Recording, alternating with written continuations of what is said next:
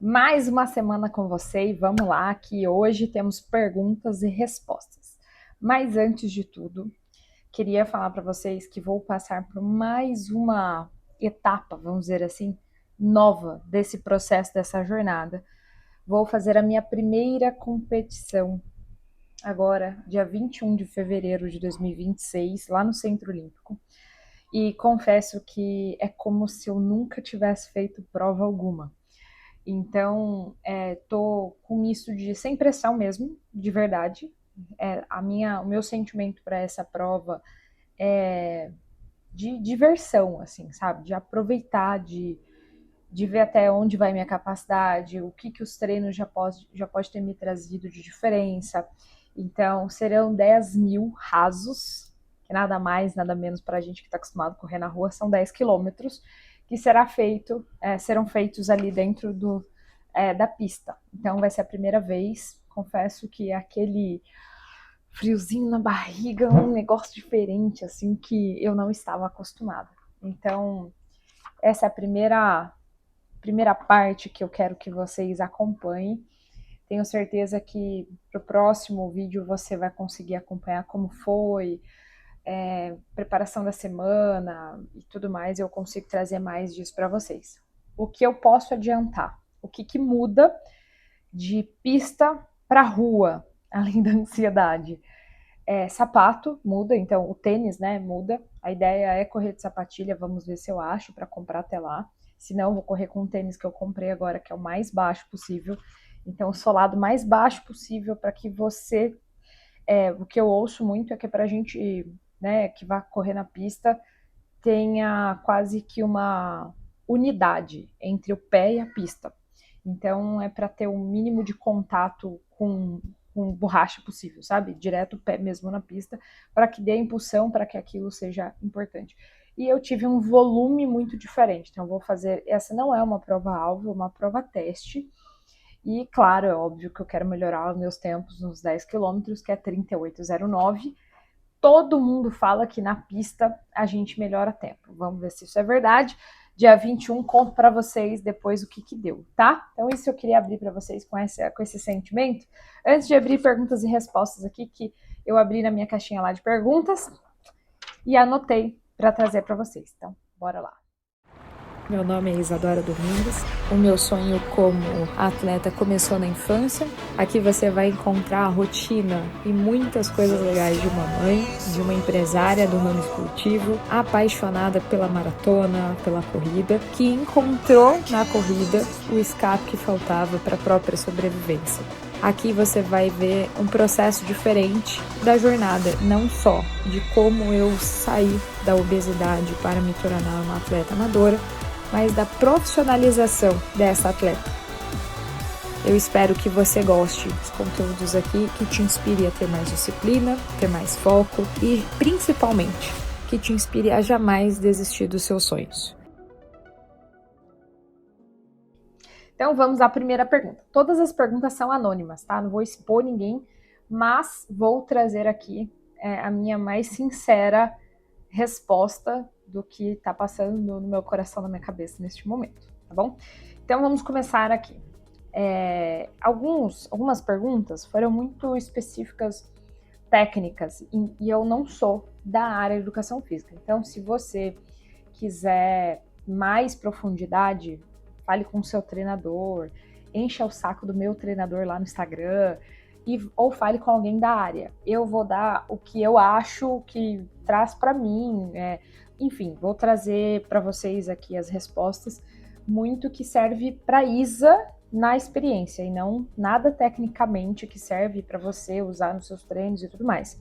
Fechou? Então, para você usar qualquer coisa técnica do que você viu aqui, achou legal, consulte sempre um professor de educação física, um profissional habilitado dessa área, que a Isa aqui é atleta, eu não sou educadora física. Fechou? Então vamos lá.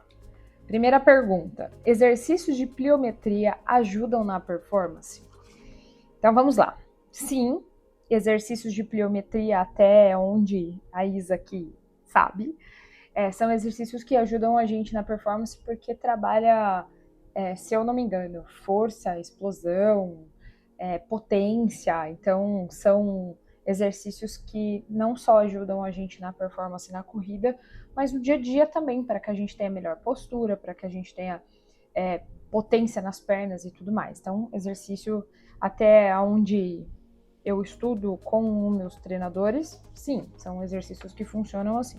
Fizeram 3 vezes essa pergunta, achei muito importante ela, inclusive. Vou responder aqui 100%, tá? Então, lá. Qual o maior desafio que você já enfrentou ou enfrenta na corrida? O primeiro, acho que o maior desafio que eu já enfrentei foi começar, porque eu era obesa e na minha cabeça, na época, eu achava que eu não ia conseguir correr e tinha pessoas contra também, né? Então eu tinha que passar não só a minha limitação mental, como também as pessoas que jogavam contra, que eram pessoas próximas a mim. Então esse foi o meu maior desafio no começo, iniciar. E o segundo desafio, eu vou colocar 3 aqui, tá? O segundo desafio foi continuar. Eu acho que a constância é a mais difícil, porque a gente precisa encontrar conforto no desconforto. E correr não é confortável. Correr em certos níveis de velocidade é muito desconfortável. E você encontrar o gostosinho disso enquanto aquilo continua também é difícil. E a constância nos treinos, porque ter paciência para mim nem foi o problema, porque eu só corria na época que não tinha relógio, eu não sabia o que era treino de placa.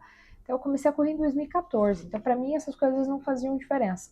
Não tinha rede social, não tinha Strava, não tinha nada dessas coisas. Não tinha uma visibilidade daquilo que eu fazia enquanto treinava. Porém, treinar por si só era muito difícil, porque a minha rotina era muito pesada.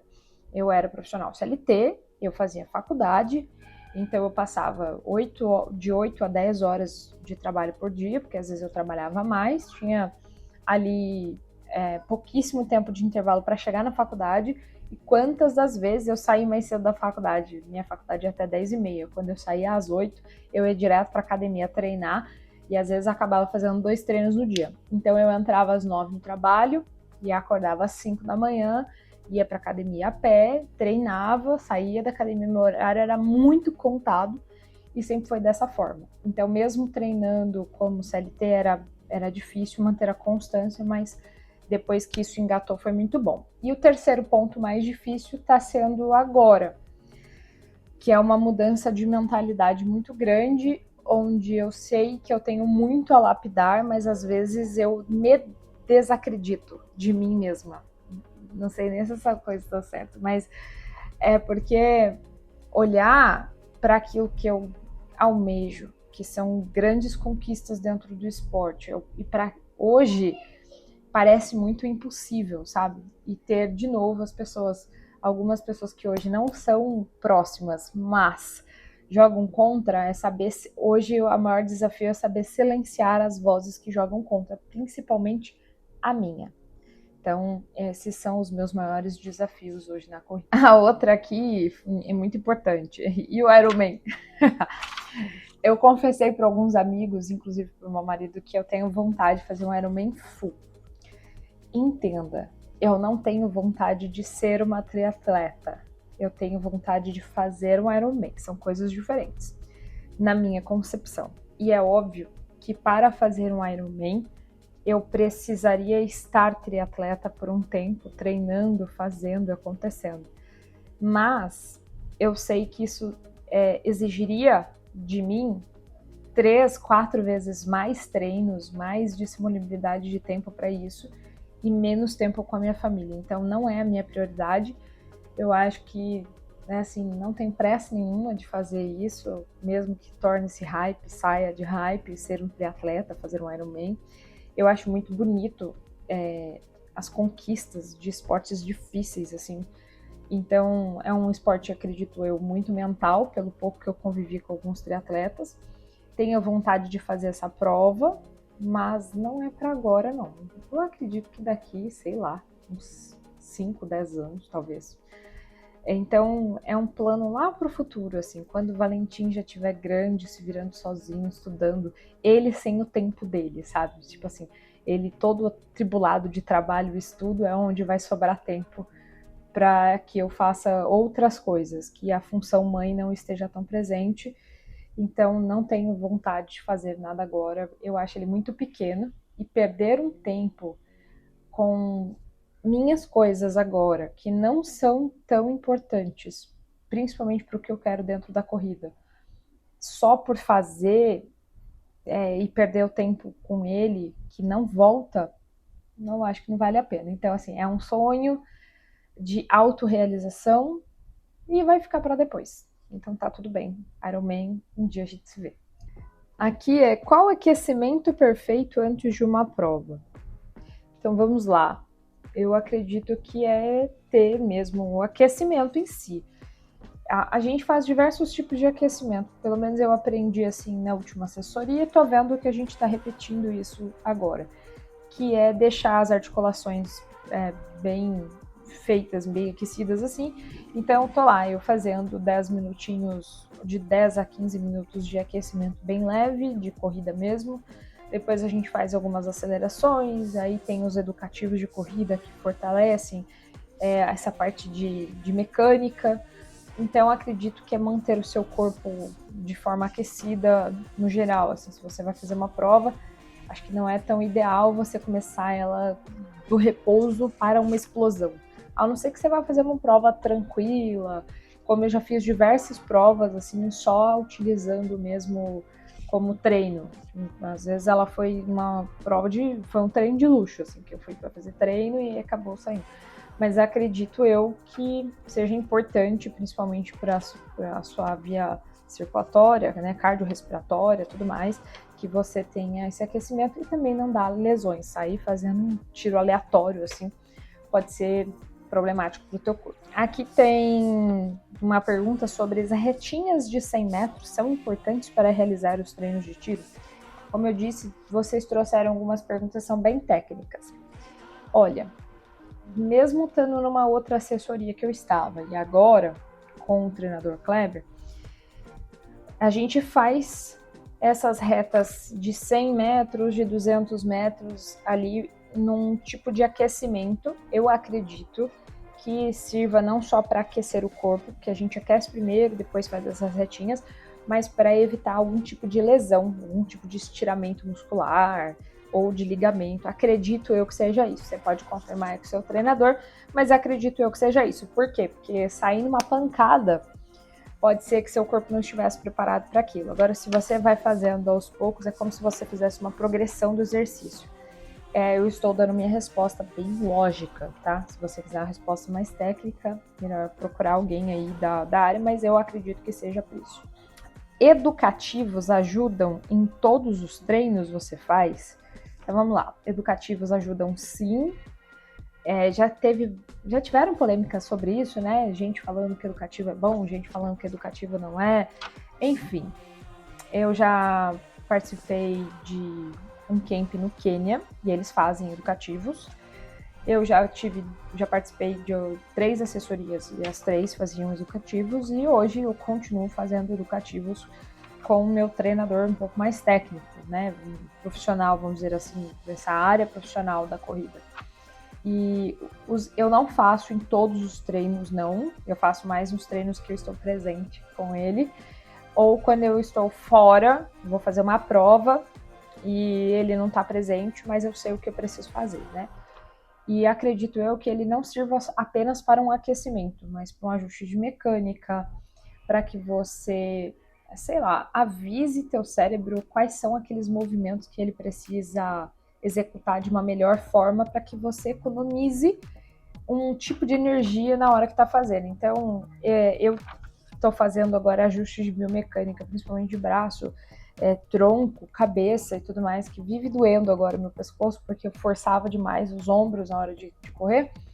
E os educativos estão sendo, por exemplo, uma forma de fazer isso de maravilhosamente bem, inclusive orientados pelo meu professor. Então, eu acredito que sim, mas eu faço ele, por exemplo, treino leve, eu não faço educativo. Basicamente é isso. Eu vou encontrar o treinador, vou fazer uma rodagem com ele. E aí ele manda fazer os educativos? Eu faço. Mas, via de regra, Eu faço muito quando a gente está com treino de mais intensidade, pensando em velocidade e provas. Basicamente é isso. Uma pergunta muito legal aqui. Algo novo na sua rotina de treinos que você achava que fazia certo, mas que na verdade não fazia? Então, eu acredito que os educativos é uma forma que eu achava que fazia certo e de certa forma fazia certo, porque estava sendo comandada por professores, mas eu não sabia fazer a aplicação dele na hora da minha corrida de fato. Na corrida meio que saía assim, o que sair, saiu, se tá dando, tá bom, é isso aí, vamos, sabe? Não tinha técnica na hora de fazer uma aplicação. Então assim, vou fazer uma corrida com, preste atenção na biomecânica. Eu não fazia ideia se estava certo, se estava errado. Então eu não prestava atenção em basicamente nada, eu só saía fazendo mesmo. Então isso é uma coisa. E a outra coisa da rotina de treinos é a questão do volume, que por todas as assessorias que eu passei, eu achava que estava fazendo certo, mas para a performance que eu busco, faltava bastante. Então, hoje é uma dessas coisas. E que mais? E agora vai entrar preparador físico para fazer a parte de fortalecimento, então eu tenho certeza que tem coisa que eu acho que eu faço certo e não faço, isso eu tenho certeza. Mas vai ser bom, vai ser importante, principalmente pro momento que a gente está agora. E bora lá, que eu vou compartilhar isso com vocês. Espero que vocês peguem. Tem uma pergunta aqui bem polêmica. Até que ponto as críticas e descredibilidade do seu potencial atrapalharam o seu processo? Então vamos lá. Eu nasci na corrida dentro das críticas. Então, para quem conhece um pouquinho ou já me ouviu falar em algum podcast por aí, sabe que eu tive uma pessoa na minha vida que falava que eu nunca ia conseguir correr 1 quilômetro completo. Então eu nasci na corrida, vamos dizer assim, nasci corredora neste momento que fui desafiada. E depois de uma longa jornada de quase 12 anos de corrida, eu tive de novo essa descredibilidade do meu potencial, eu tive de novo críticas a meu respeito, sem que as pessoas só mínimo me conhecessem. E aí eu venho do advento da internet, que as pessoas falam o que acham comparando a vida delas. Então, no primeiro momento, o que me fragilizou, que fragilizou sim, não posso mentir, mas o que fragilizou não foi nem no processo físico, foi mentalmente, porque são pessoas que eu confiava cegamente. Então, é uma coisa muito complicada ouvir isso de uma pessoa que esteve ao seu lado durante o processo, que me treinava, que estava comigo o tempo todo, e de repente fui descredibilizada. Então, isso foi uma parte difícil, porém, naquele momento, eu achava que estava me atrapalhando. Hoje, olhando para trás, eu tenho certeza que me ajudou. Eu costumo dizer que a gente tem que ter uma dificuldade de fazer alguns pedidos para o universo, pedidos para Deus, o raio que parta que você acredite aí, porque a gente não sabe lidar com aquilo que a gente recebe. E eu pedi para Deus para me tornar, pelo menos me dar caminhos para que eu pudesse tentar ser uma atleta olímpica. Então, assim, o sonho da minha vida ser atleta olímpica. E para isso, eu precisava mudar tudo. Precisava mudar ambiente, precisava fazer uma mudança 360. Se eu não tivesse sido descredibilizada, se eu não tivesse sido desacreditada, se eu não tivesse ouvido tantas críticas duras ao meu respeito e até pessoas imputando coisas que eu não fiz, eu jamais teria mudado. Porque eu teria, ia ser muito bom, ia continuar vivendo na mediocridade. E entenda que mediocridade aqui não é uma coisa negativa, é viver na média. E para a média das pessoas que corriam comigo, eu estava um pouquinho acima da média pelo que eu fiz, que foi a Maratona de Chicago 2025. Mas, para aquilo que eu almejo na minha vida, não é que eu estou abaixo da média, eu ainda não sou ninguém. Então eu vou ter que construir uma nova versão de Isa. E construir uma nova versão onde você já é considerado por várias pessoas um ponto de crítica, é porque você está um pouco acima da média. Então, como diria Thiago Nigro, para quem gosta de finanças, né? Ele tem uma frase que eu gosto muito, que é: prego que se destaca leva martelada. Então, se você às vezes está se sentindo mal, sendo criticado, descredibilizado, que seu potencial parece que só você acredita, não é porque só você acredita, que Deus colocou dentro de você, porque se ele coloca dentro das outras pessoas, mas não coloca dentro de você, não adianta em nada. Então, até que você mude o paradigma dentro de você, até que você mude a sua mentalidade, até que você mude tudo e vá em busca de pessoas que consigam te dar esse caminho, eu acredito que as críticas não atrapalham, assim como os elogios não podem beneficiar. Você precisa encontrar pessoas que saibam criticar você para que você evolua e não só taque pedra, e que isso faça de fato com que você evolua, porque você vai aplicar e essa pessoa vai te dar direcionamentos, e se não for ela, ela vai te mostrar quem pode. Então acredito eu que as críticas e essa descredibilidade, como ela não veio de dentro de mim, ela veio de externo, eu consegui entender o que aconteceu depois do que aconteceu, consegui digerir, e hoje eu agradeço, porque foi exatamente aquilo que eu pedi a Deus, ele me deu o caminho, e hoje eu soube interpretar exatamente isso que eu pedi. E aí vem uma pergunta muito louca, né? Onde você se vê daqui 5 anos?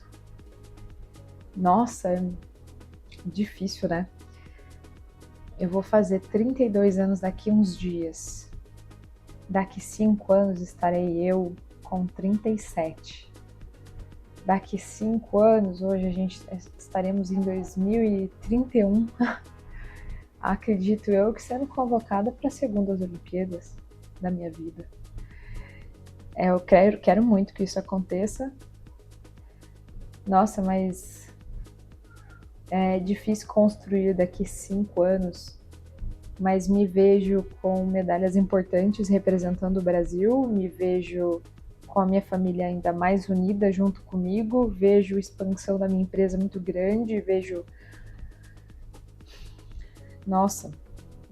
a minha marca uma das marcas principais dentro do esporte, dentro do país, porque uma parte da missão, por exemplo, que eu criei a Baixa Pace é justamente o fomento ao alto rendimento do esporte nacional. Então, acredito eu que teremos Isa e Baixa Pace por muitos anos ainda, e dentro desses 5 anos, um destaque impossível de não ser notado por todas as pessoas. De TV à internet, vai ser nosso nome, Isa Dora Correr, e Baixa Pace será inevitável. Bom, se você gostou aqui das perguntas que eu trouxe, das pessoas fizeram para mim, se você gostou aqui de todas essas respostas e quer saber mais, deixa aqui seus comentários, compartilhe com a galera.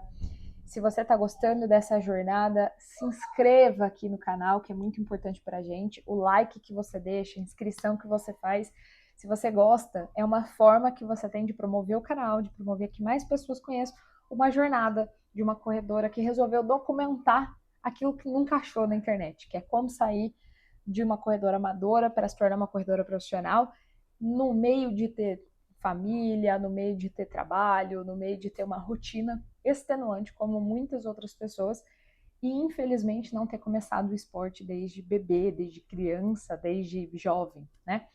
Então, espero que vocês estejam curtindo o canal. Toda quinta-feira às 19 horas você encontra os melhores momentos da semana e assuntos como esse aqui. Em breve, mais coisas para vocês verem como está ocorrendo, e trago para vocês aqui também como foi a minha primeira prova de pista como atleta profissional. Espero que vocês gostem. Bora lá, inscreva-se e até!